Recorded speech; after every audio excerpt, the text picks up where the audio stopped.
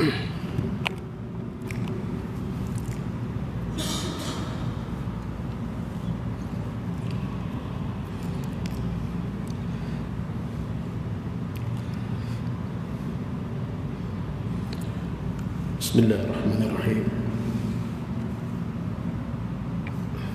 Assalamualaikum warahmatullahi wabarakatuh.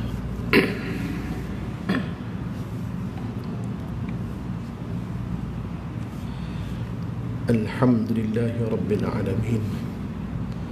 Wassalatu wassalamu ala ashrafil anbiya'i wal mursalin wa ala alihi wa sahbihi ajma'in.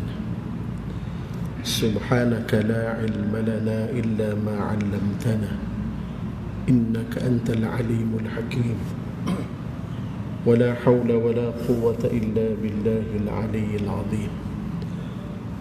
Rabbi shrah li sadri wa yassir li amri wahlul 'uqdatam min lisani yafqahu qawli.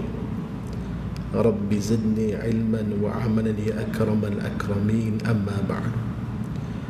اللهم سلمنا لرمضان وسلم رمضان منا وتسلمه منا متقبلا.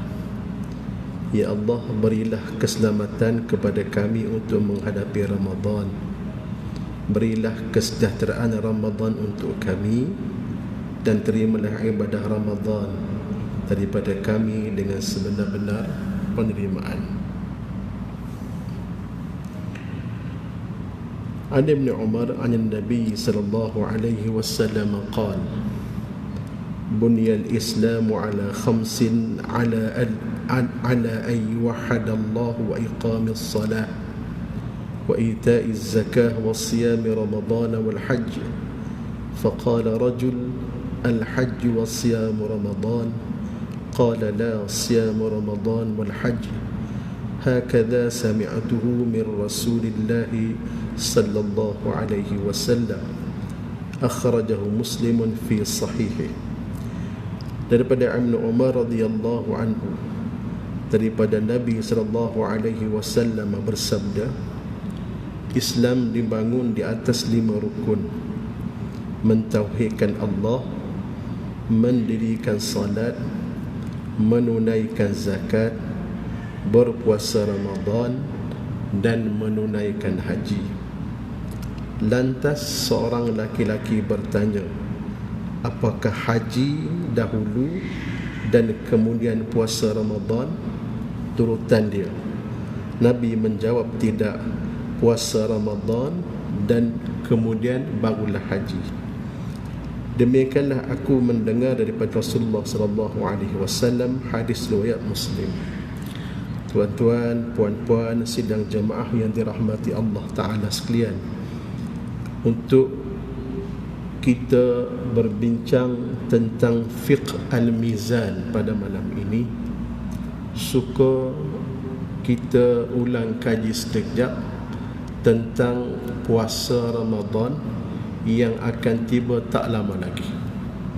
Lebih kurang seminggu lagi lah, seminggu lebih lagi kita akan menyambut bulan Ramadan. Dan di antara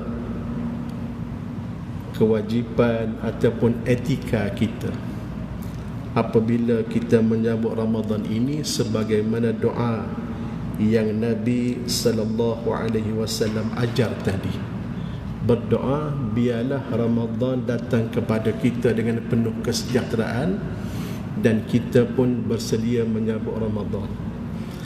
Sebab ada hadis menyebut di antara tanda kerugian yang paling besar sekali manusia apabila Ramadan berakhir, senarai nama dia belum terhapus daripada senarai ahli neraka. Itu kerugian paling besar sekali bagi kita.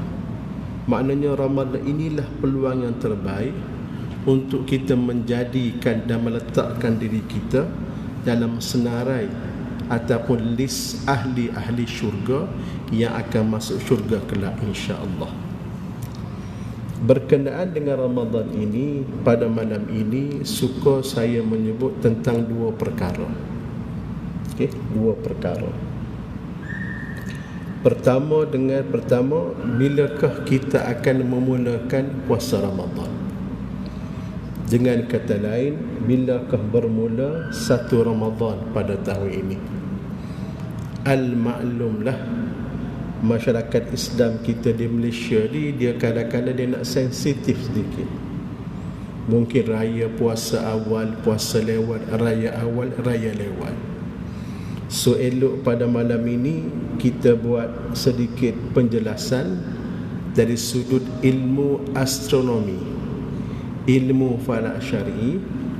Bilakah kita akan menyambut 1 Ramadan, ataupun bilakah kita akan mula berpuasa pada tahun ini? Tuan-tuan, puan-puan sekalian, insya-Allah bulan Syaban akan berakhir pada hari Selasa depan.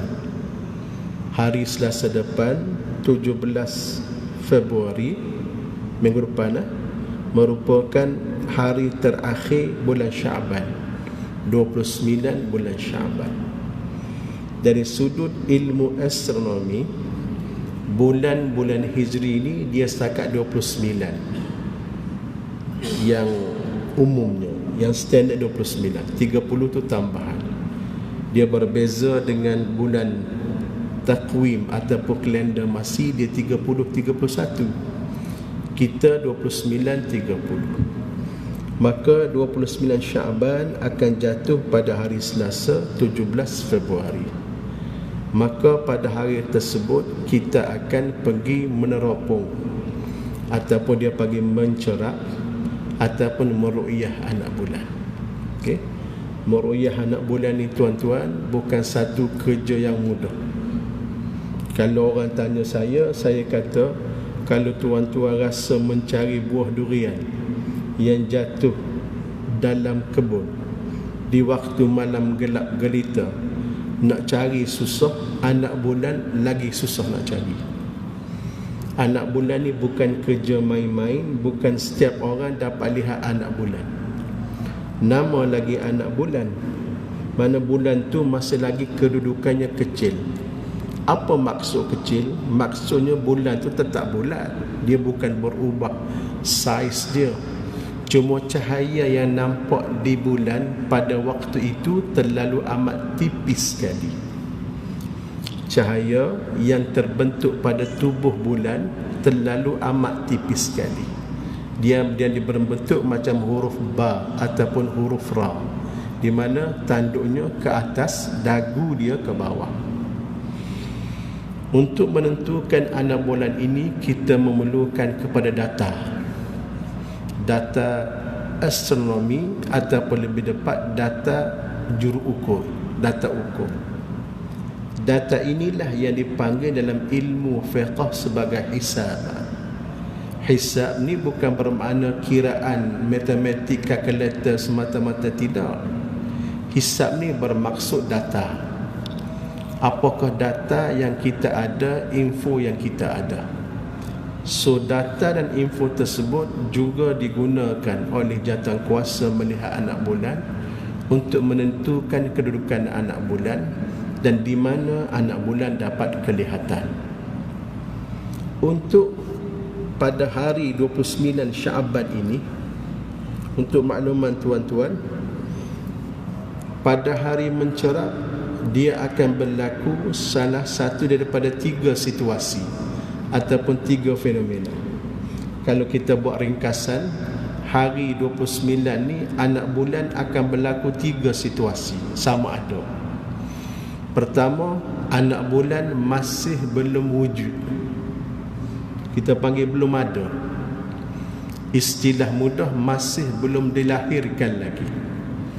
Pada waktu maghrib, bila kita melihat anak bulan masih belum lahir. So kita akan nampak apa? Kita tak akan nampak apa-apa.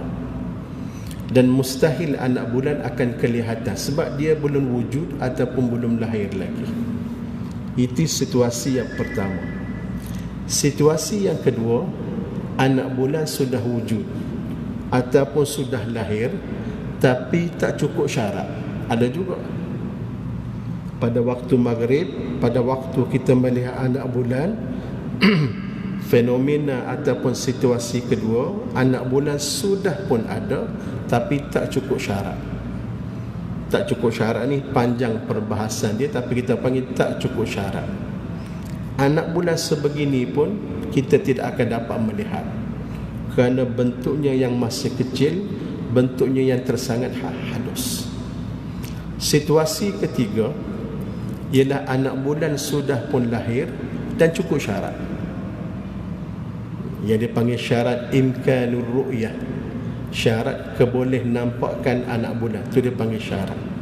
Situasi ketiga, anak bulan tu dia panggil matang, dia sudah lahir, sudah pun wujud dan cukup syarat. Ini biasa kita nampak anak bulan. Jadi pada hari 29 ni situasinya sama ada salah satu daripada tiga kedudukan ini.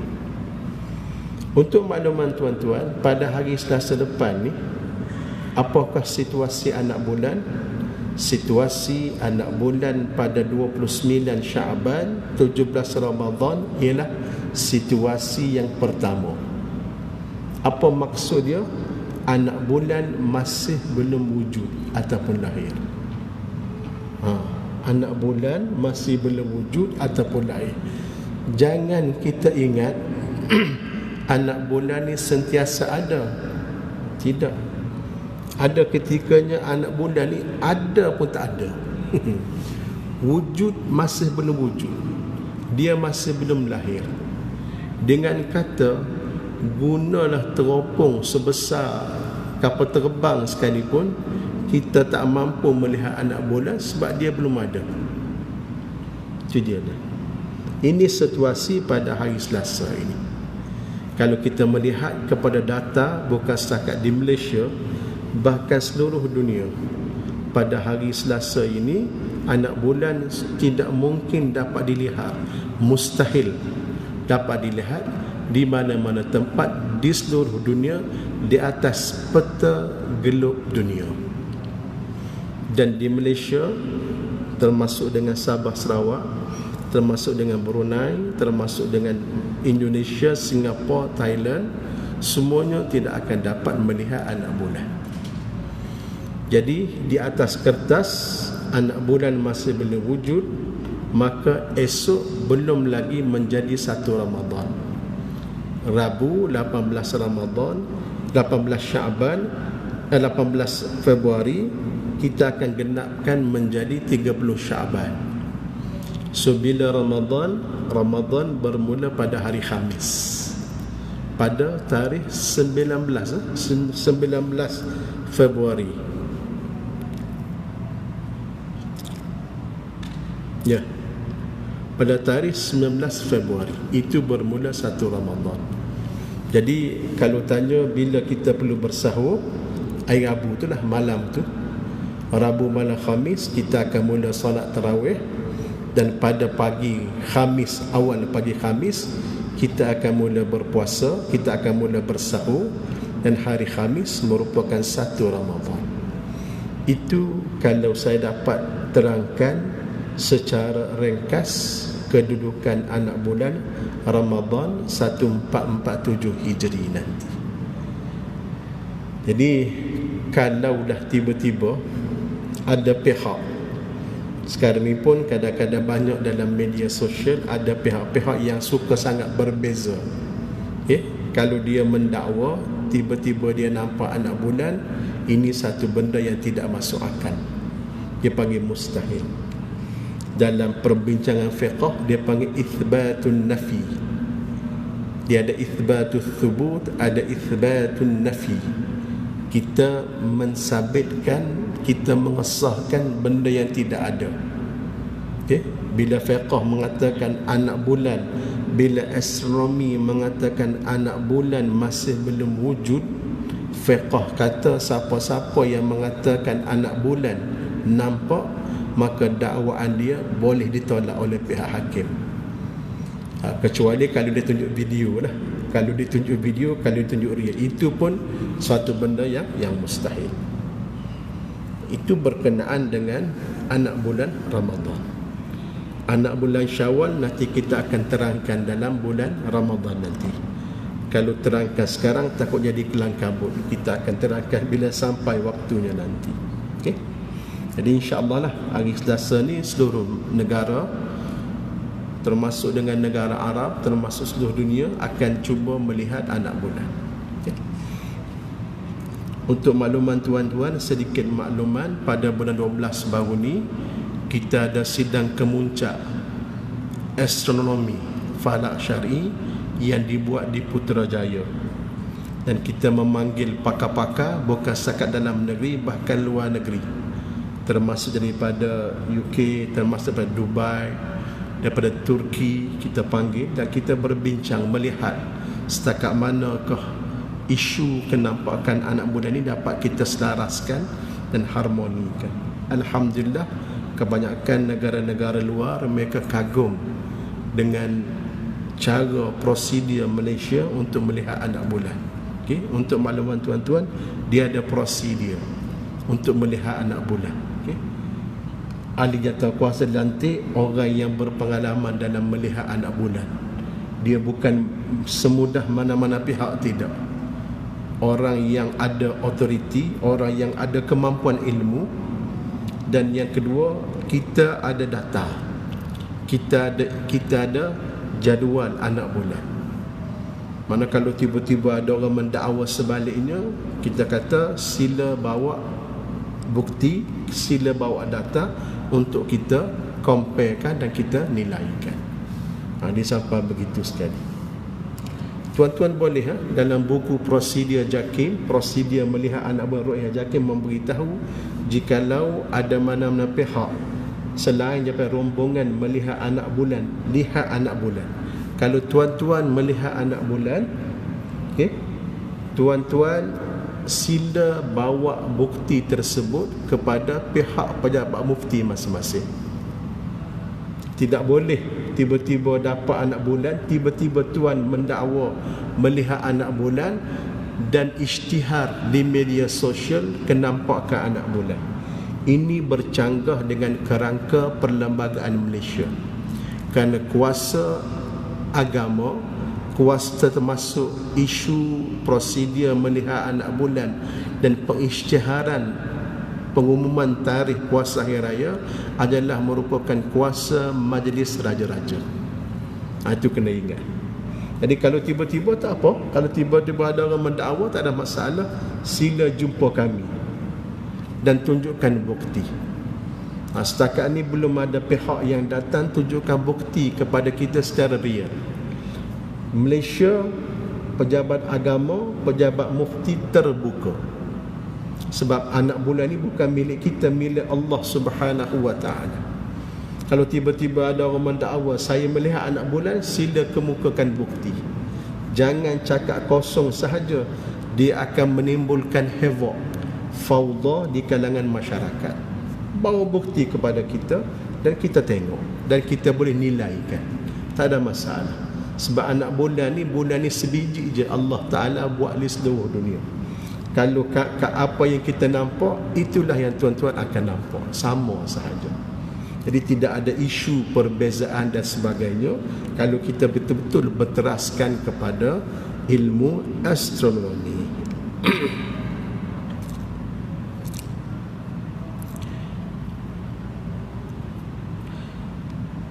Yang kedua, tuan-tuan sekalian, kalau kita berbincang tentang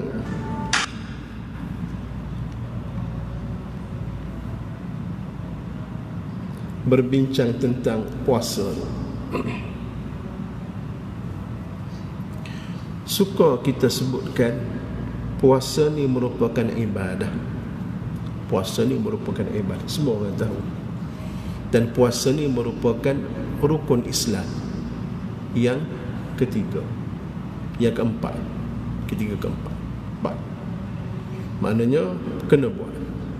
Kalau tak buat, tak sempurna Islam dia. Sebab rukun tak buat. Kalau rumah kita tinggal rukun, hancurlah rumah tu, robohlah rumah tu. Maka puasa pun sama. Puasa Ramadan merupakan rukun Islam. Yang paling penting kena ingat dia sebagai ibadah. Ibadah ini ulama kita membahagikan kepada dua. Satu dia panggil ibadah khusus, satu dia panggil ibadah umum. Ibadah khusus ni ibadah-ibadah seperti sembahyang, puasa, zakat, haji. yang mana ibadah-ibadah ini kita kena laksanakan sebagaimana yang diperintahkan oleh Allah Subhanahu wa taala dan diajarkan oleh Nabi Muhammad sallallahu alaihi wasallam. Sebagai contoh, tadi kita sembahyang maghrib berapa rakaat? 3 rakaat. Kalau orang tanya kita, boleh ke nak buat maghrib 4 rakaat? Sah ke tak sah? Okay. Dia kata, ustaz, hari ni saya rasa semangat saya, iman saya lain macam sikit. Saya rasa lebih bersemangat. Saya nak sembahyang maghrib 4 rakaat. Boleh ke? Tak apa, dia tak boleh. Kerana sembahyang fardu maghrib merupakan ibadah khusus. Kalau Allah Ta'ala perintahkan 3 rakaat, 3 rakaat je lah. Subuh 2 rakaat, 2 rakaat. Yang lain 4 rakaat, 4 rakaat. Itu dia panggil ibadah khusus. Selain daripada tu dia panggil ibadah umum. Ibadah umum ni selain daripada khusus ni, kehidupan kita seharian. Kita berkahwin, kita cari rezeki, kita pergi bekerja, kita buat itu, kita buat ini juga merupakan ibadah. Maksudnya, jangan sekali-kali ingat kita ni beribadah hanya ketika sembahyang sahaja, ketika masuk masjid sahaja, ketika kita ambil air sembahyang sahaja. Ibadah juga akan berterusan sampai di luar masjid. Di luar masjid pun dia panggil sebagai ibadah. Cuma ibadah berbentuk umum. Ibadah berbentuk umum maksudnya bukanlah kena buat kita bebas untuk melakukannya asalkan tidak melanggar batasan yang telah ditetapkan oleh agama. Itu je. Kita nak makan apa boleh, nak minum apa boleh, nak buat itu boleh, asalkan jangan buat perkara haram. Perkataan ibadah ni kita mungkin nampak biasa, tapi kalau saya sebut ubudiyah, dia lain termasuk. Ubudiyah mana kita penghambaan kita kepada Allah Subhanahu wa taala. Ibadah kalau saya sebut mungkin tergambar dia panggil ritual, sekadar amalan. Tapi kalau ubudiyah dia bermaksud perkara penghambaan.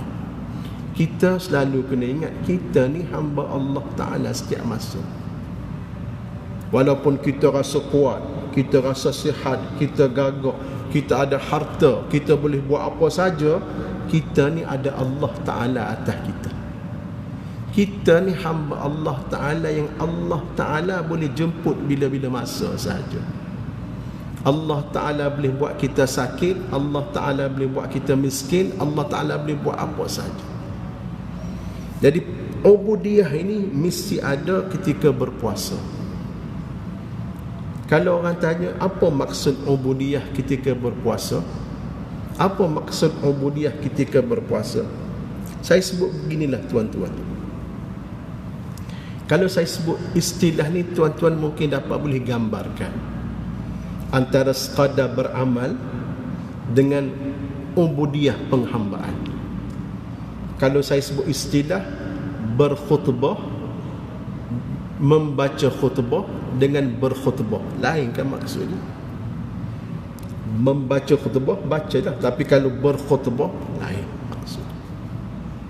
Kita membaca zikir dengan kita berzikir, lain.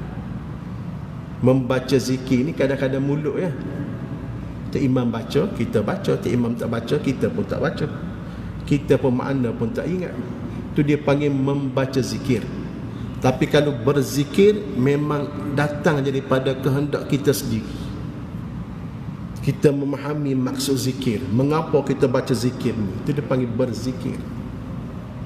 Contoh, membaca doa dengan berdoa. Membaca doa ni kita baca je lah, kalau kita ingat. Mungkin kerana kita ingat, kita hafal doa tu, kita baca.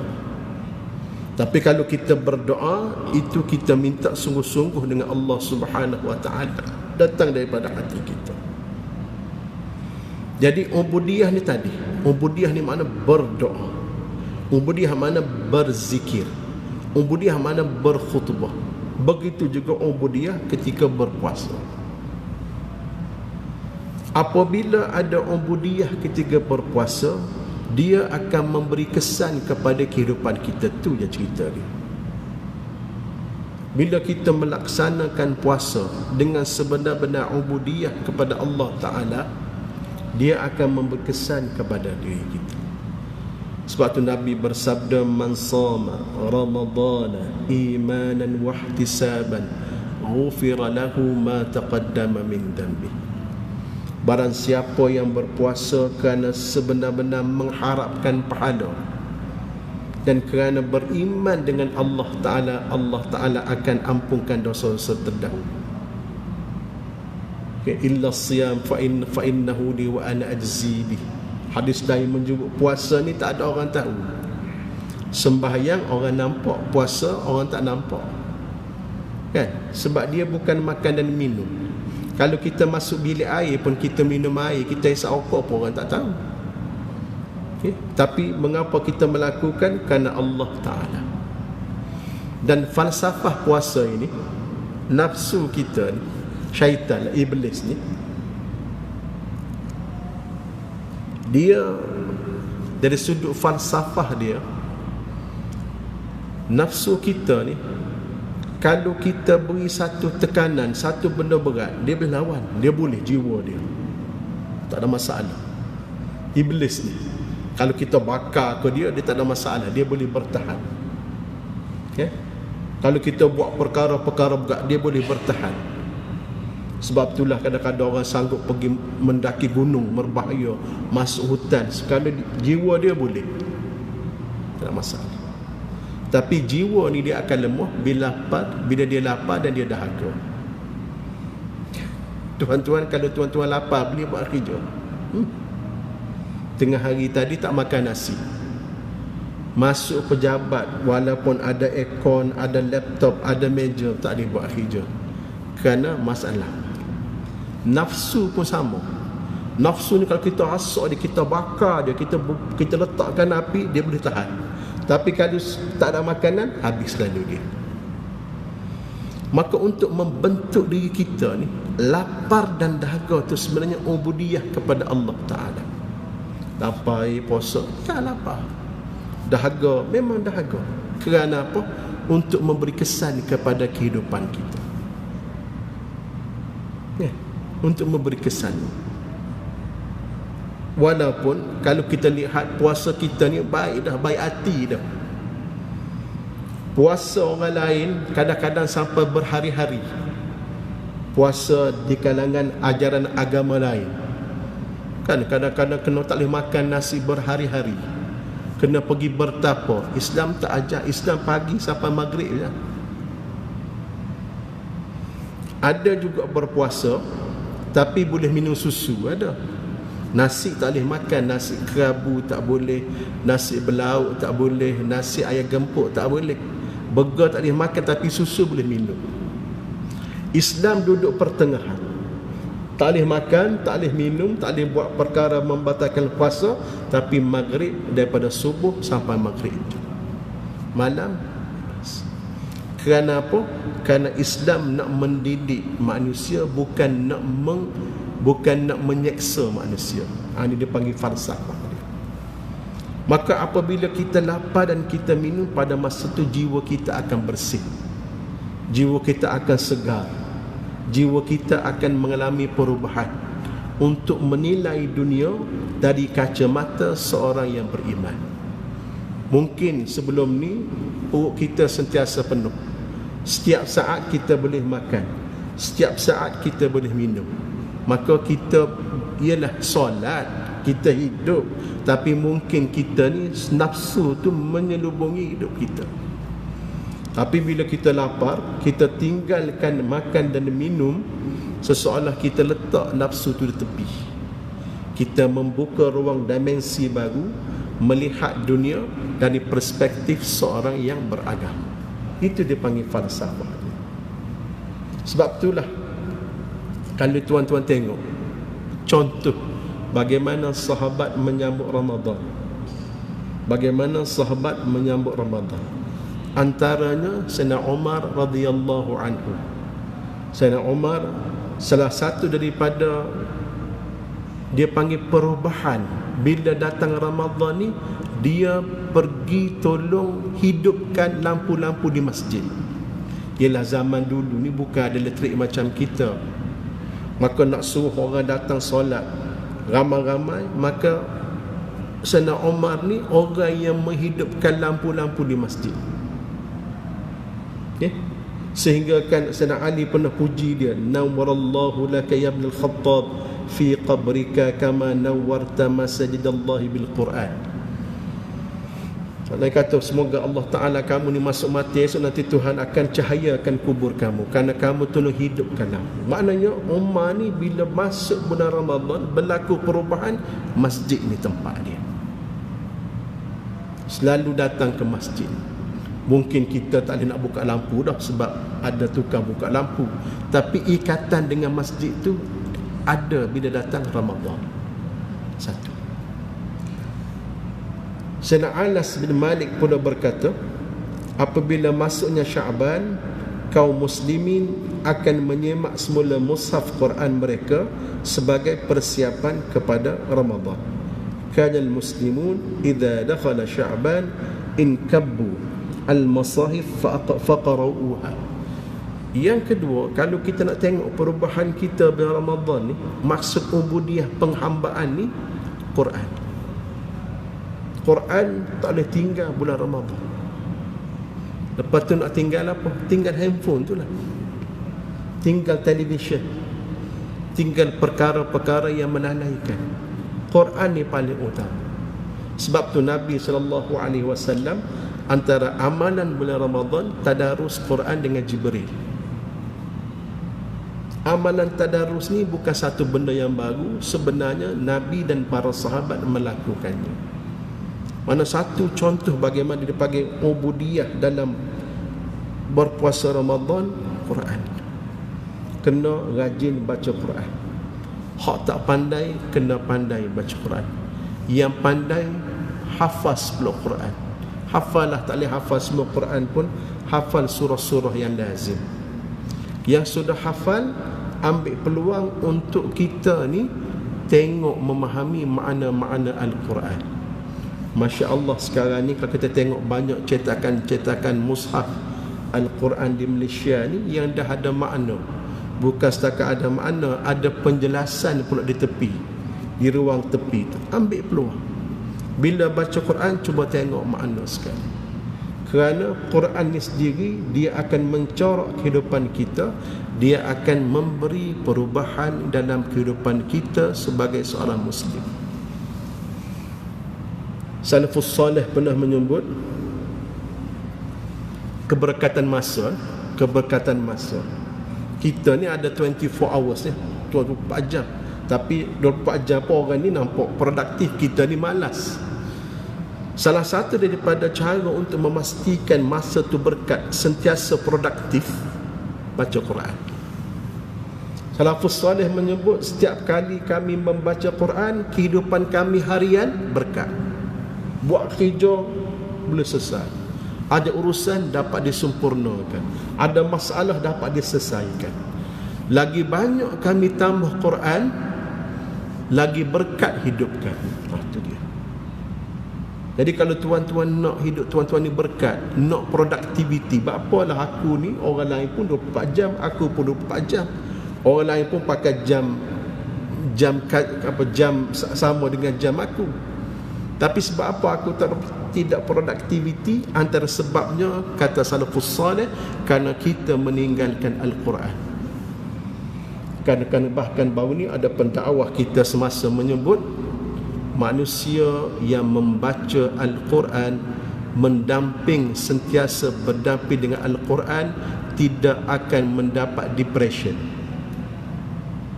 Kita ni sebab apa kadang-kadang kita ni rasa macam serabut, bermasalah jiwa? Kerana jiwa kita kosong dengan Quran.